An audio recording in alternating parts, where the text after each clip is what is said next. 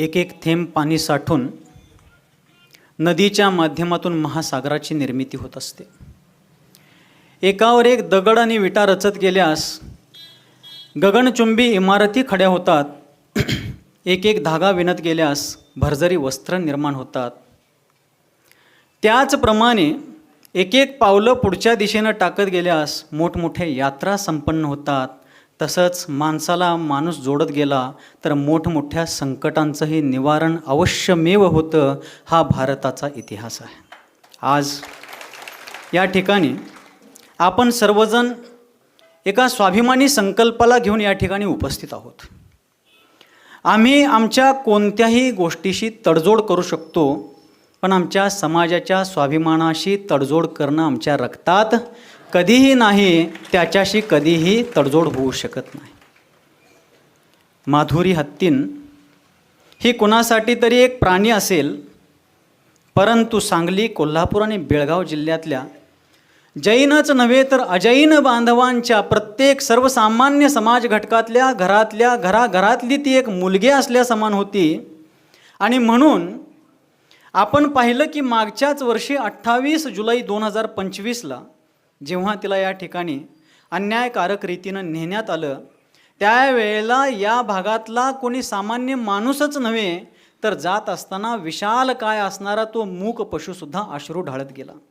आम्ही त्यावेळेला श्रवणबेळगोळमध्ये होतो, पण तिथं असलो तरी देखील या ठिकाणच्या सगळ्या वृत्तांतांना, या घडामोडींना आम्ही पाहत होतो, जाणत होतो. जनावर पशु बेजुबान होते हैं, बेजान नहीं होते.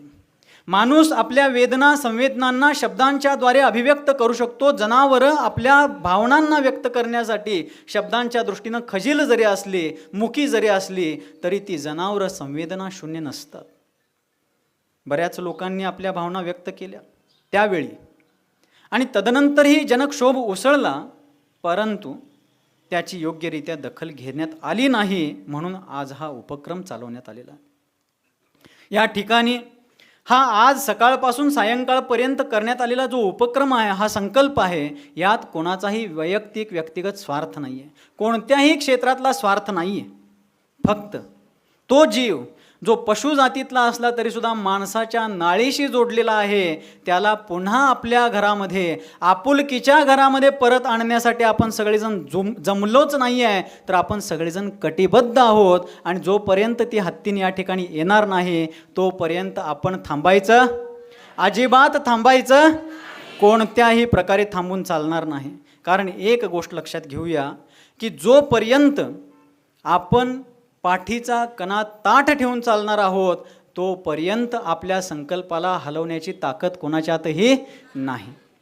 आपण आपल्या स्वाभिमानाशी कधीही तडजोड करू शकणार नाही आहे. मला सुद्धा या आंदोलनाची माहिती होती, परंतु व्यस्त कार्यक्रमामुळं दिवसभरात येता आलं नाही.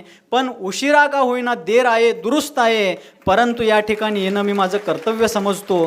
कारण हा मी मगाशी सांगितल्याप्रमाणे कोणाच्याही घरचा मुद्दा नाही आहे, आमच्या मानव जातीच्या स्वाभिमानाचा मुद्दा आहे. मी जैन जातीचा म्हणत नाही आहे, मानव जातीचा. कारण जैन धर्म जगाच्या पाठीवरचा एक असा धर्म आहे ज्यानं जैन आणि अजैनचे बॅरिकेड्स कधीच घातले नाही आहेत.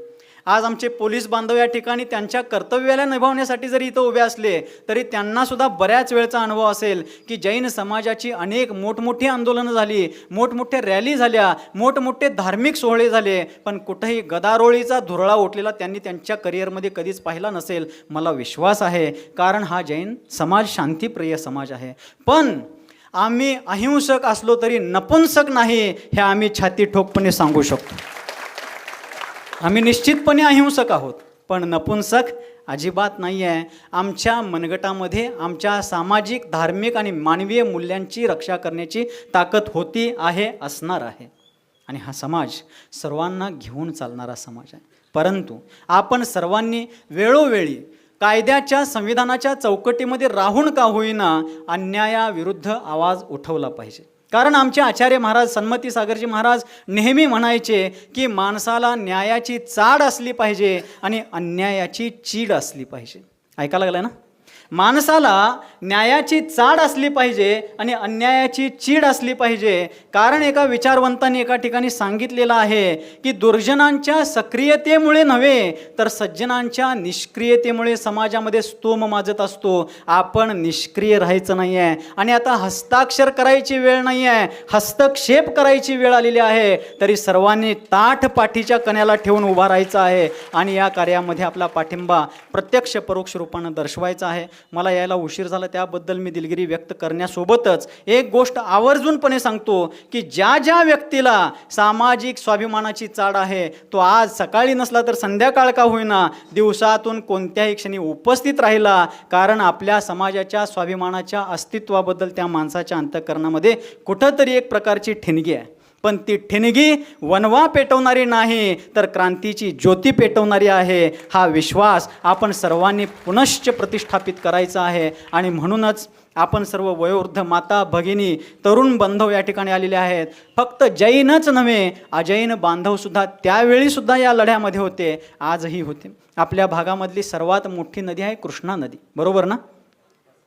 ती कृष्णा नदी महाबळेश्वरापासून उद्गम पावल्यानंतर पुढं जेव्हा समुद्रामध्ये जाऊन विलीन होते तिच्या या अखंड विशाल प्रवासामध्ये अनेक नद्यांना तिनं आपल्यामध्ये समाविष्ट करून घेतलं.